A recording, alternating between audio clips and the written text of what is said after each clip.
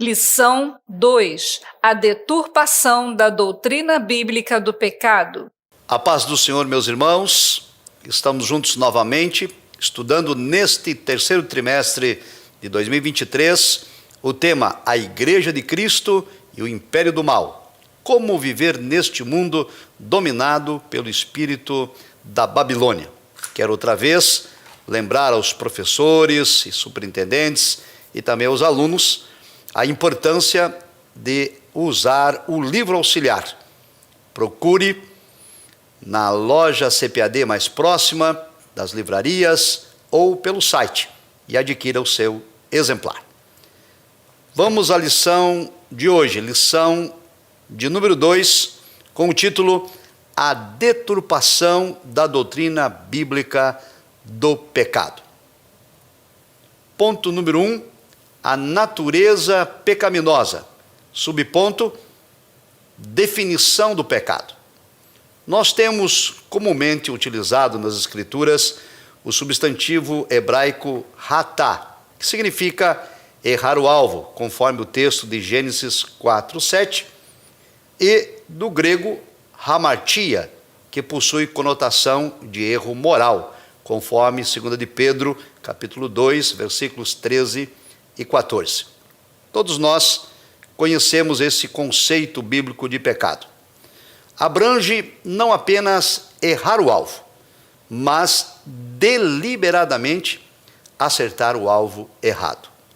Trata-se, portanto, o pecado de uma desobediência intencional contra Deus e contra a sua palavra, conforme a referência de 1 Samuel, capítulo 15, versículos 22 e 23. Este primeiro subponto é para conceituar o pecado. Subponto 2, pecado original e depravação total. Sabemos pelas Escrituras que a partir da queda, todos os seres humanos nascem em pecado. Salmos 51, verso 5, dentre outros textos que nós temos nas Escrituras. Portanto, o pecado não é passado adiante meramente pela força do mau exemplo, mas é um mal inerente à natureza humana, conforme Romanos 7, 14 a 24. Assim, a inclinação para fazer o que é errado é resultante do pecado original. Gênesis 6 e 5, Romanos 5, 19, dentre outros textos. Por causa da queda, a Escritura nos ensina que todas as áreas do nosso ser foram afetadas. Este é o conceito que nós temos de pecado. Não há como sair fora desta conceituação, ela é essencialmente bíblica. Pecado é errar o alvo, pecado é desobediência ao Senhor nosso Deus. Bem, no ponto número 2, nós tratamos sobre as teologias modernas, que tentam desconstruir esse conceito de pecado, do pecado original e da depravação total. Nós sabemos pelas Escrituras que podemos ser libertos do pecado por intermédio de Cristo. Nós temos então aqui um conceito no subponto 1 da teologia do pecado social. É importante, quero refrisar outra vez, o livro auxiliar, porque traz detalhes sobre esses pontos.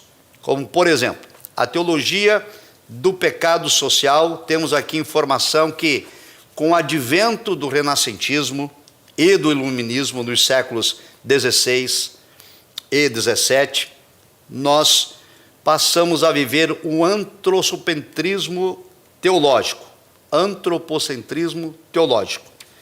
que desenvolveu algumas teorias contrárias à revelação bíblica.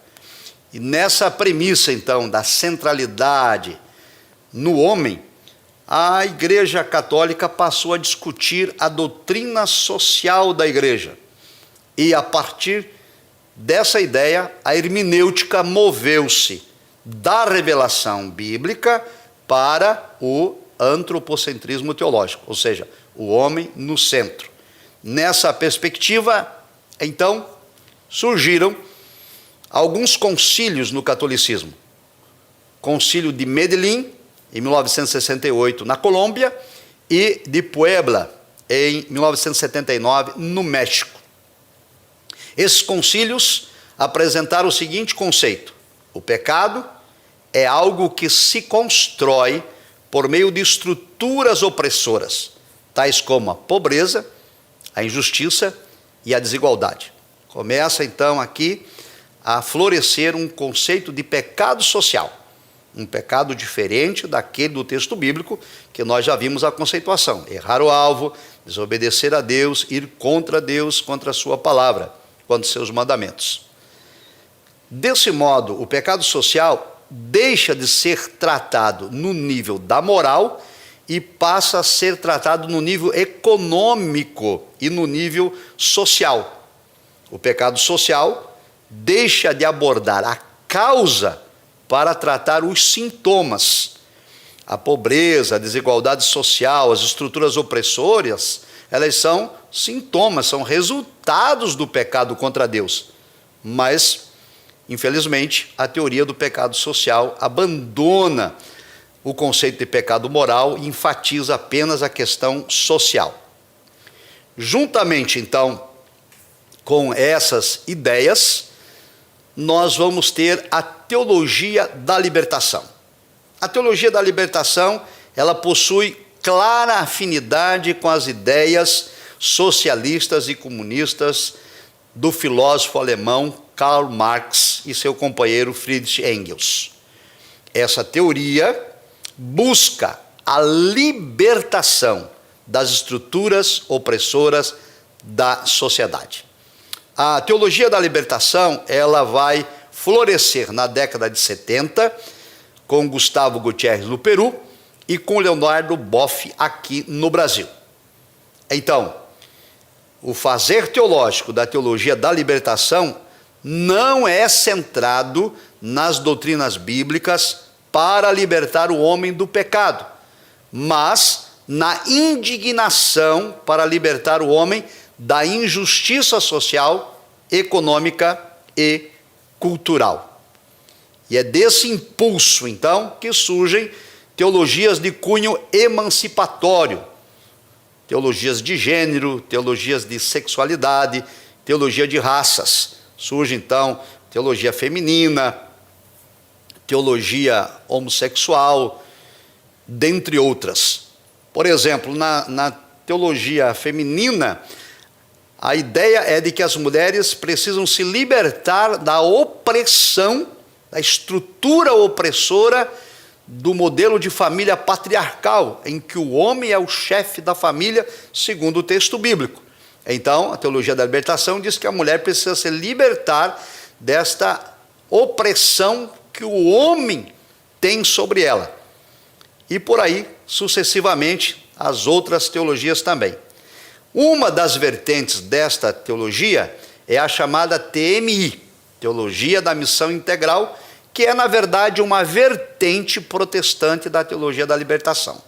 Seus mentores e divulgadores negam que a TMI seja uma consequência da teologia da libertação. Porém, quem estudar a fundo vai perceber que elas têm a mesma base e a mesma origem. Assim, a fé cristã é reduzida à militância política, socialista e marxista. Desse modo, na teologia da libertação, as pautas sociais e progressistas são colocadas acima dos valores do reino de Deus. Transforma-se o evangelho em inconformismo e assistencialismo. As pautas progressistas, como apologia ao aborto, ideologia de gênero, legalização de drogas, legalização da prostituição, essas pautas progressistas, elas são colocadas acima dos valores morais, porque a teologia do pecado social diz que o problema do pecado é apenas injustiça social, é a pobreza, é a miséria, de modo que alguns cristãos ou pseudos cristãos já foram atingidos por essa teologia. De modo que, até na hora de exercer a cidadania, alguns cristãos colocaram as pautas progressistas acima das pautas morais, pensando apenas em resolver problemas sociais. Bem, nós temos ainda o liberalismo teológico. Aqui na obra do livro auxiliar, trazemos também informações importantes sobre o liberalismo teológico, que surge após a Reforma Protestante, a partir de 1517, e o teólogo alemão Friedrich Schleiermacher é considerado o pai do liberalismo teológico.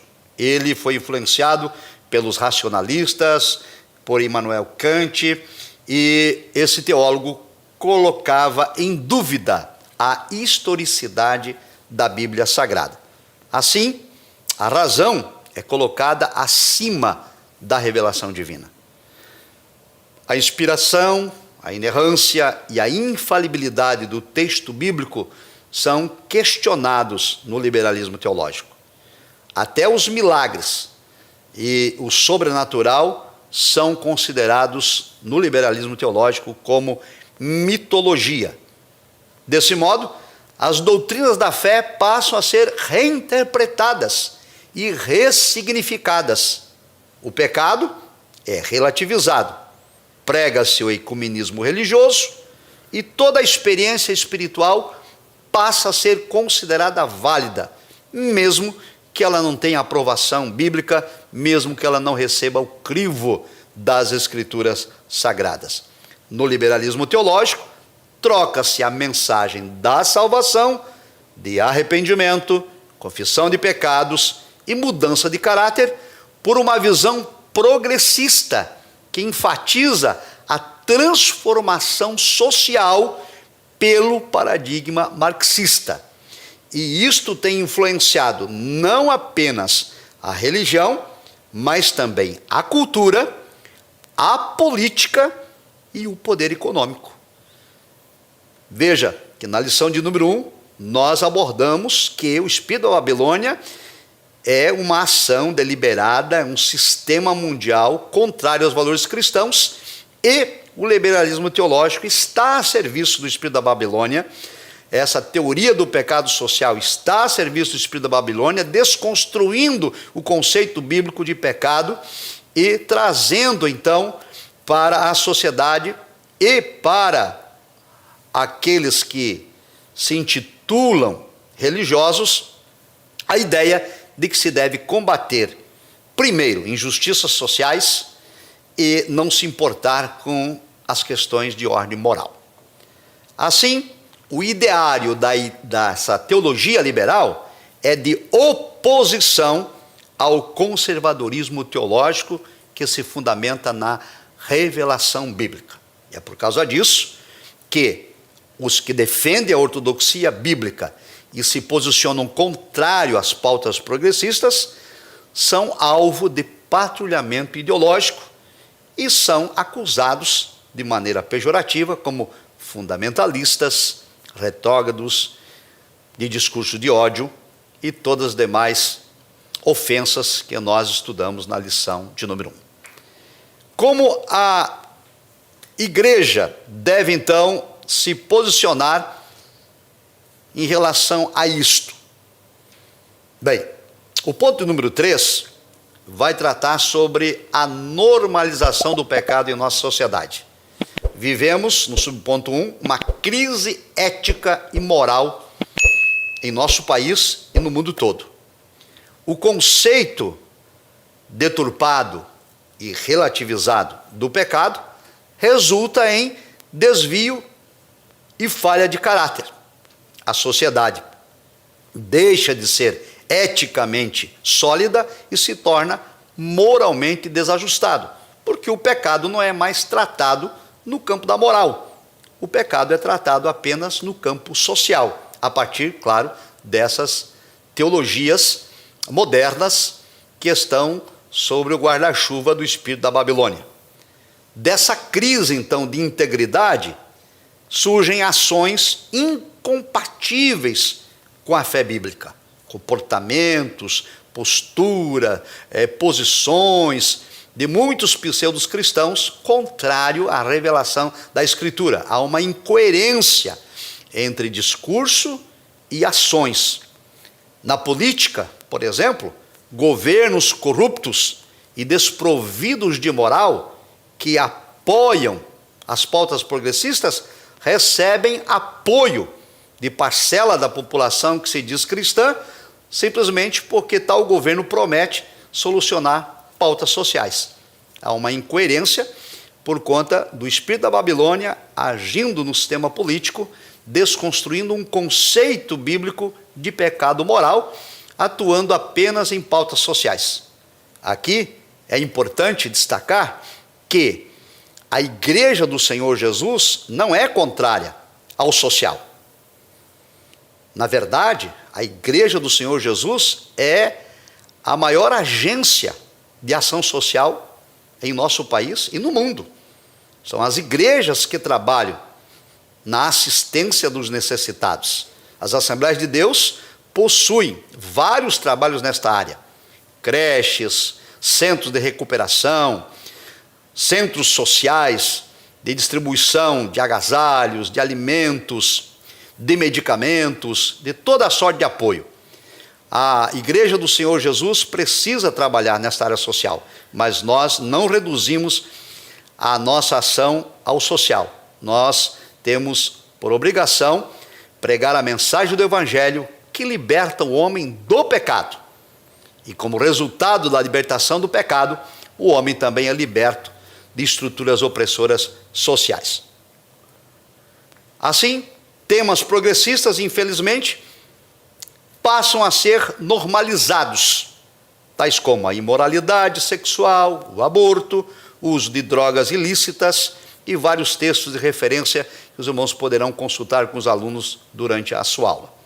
Um outro aspecto da normalização do pecado é a imoralidade sexual. Em defesa da liberdade de decisão sobre o próprio corpo, banaliza-se o sexo pré-conjugal, extraconjugal, e se normaliza a chamada homoafetividade. Todas pautas progressistas baseadas em teologias liberais. Ações governamentais, a mídia, a cultura, a arte, o entretenimento se enganjam para fazer da prática imoral algo comum, que deve ser aceito por todos. Uma imposição de uma nova cultura, contrária aos valores cristãos, sempre sob o guarda-chuva do espírito da Babilônia.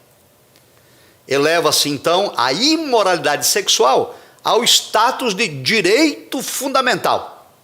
E ninguém pode ousar criticar ou se colocar contrário a esta posição tomada por alguns. Quem pensa diferente torna-se alvo do ódio da militância e do patrulhamento ideológico que vai tentar desacreditar a fala de quem se posiciona contra, vai tentar macular a reputação de quem tem um discurso diferente e até mover ações penais para cercear a liberdade de expressão de quem pensa diferente do espírito da Babilônia que está dominando a sociedade pós-moderna do qual nós estamos inseridos. Um outro ponto também a se destacar dessa normalização do pecado é a dessacralização da vida. A Bíblia ensina que a vida humana é sagrada e não pode ser violada. Deus é o autor da vida, Ele é que tem autoridade para dar e tem autoridade para tomá-la de volta, e não o homem. Então, ratifica-se que a sacralidade da vida humana tem sua origem em Deus. A origem da vida é divina. Porém, em tempos pós-modernos, o slogan "Meu corpo, minhas regras" reivindica o pseudo-direito da pessoa usar drogas, se prostituir, abortar, cometer suicídio, cometer eutanásia, cometer imoralidade sobre essa égide. Eles dizem, é meu corpo e as regras são minhas. Enquanto a Escritura nos ensina que nós, os cristãos, não temos esse direito, porque o nosso corpo não nos pertence. O nosso corpo pertence a Deus. O nosso corpo é templo e morada do Espírito Santo. Assim, prezados irmãos, esta lição de número 2 pretende trazer um alerta sobre a deturpação do pecado ou do conceito de pecado, que deixa de ser moral para se tornar simplesmente social. Eles ensinam que é preciso libertar as pessoas da opressão das estruturas e que isto que é pecado. Então, por exemplo, a Bíblia Sagrada condena a prática da imoralidade. Nesse sentido, a Escritura condena o adultério, a prostituição, a homossexualidade, a fornicação, a pornografia, a pedofilia, o incesto, dentre outros pecados imorais. Porém, nesse conceito de pecado social, essa estrutura bíblica é opressora e é preciso libertar-se desses tabus. Então lhes apregou liberdade sexual. Cada um faça do seu corpo o que quiser. Tanto que hoje não se fala mais em sexualidade no singular, mas em sexualidades no plural. E quem se posicionar contra será alvo do patrulhamento ideológico. Além disso, muitos estão focados apenas no social, em desconstruir o pecado moral e trabalhar no ativismo social de combate à pobreza, de combate à miséria, com um discurso muito belo, porém nem sempre prático. Desse modo, a Igreja de Cristo precisa trabalhar tanto no combate ao pecado de ordem moral, como também suprir as necessidades sociais. Embora a Igreja do Senhor Jesus não tenha falhado nesse ponto. Deus abençoe aos amados irmãos e até a próxima lição. Um abraço, a paz do Senhor.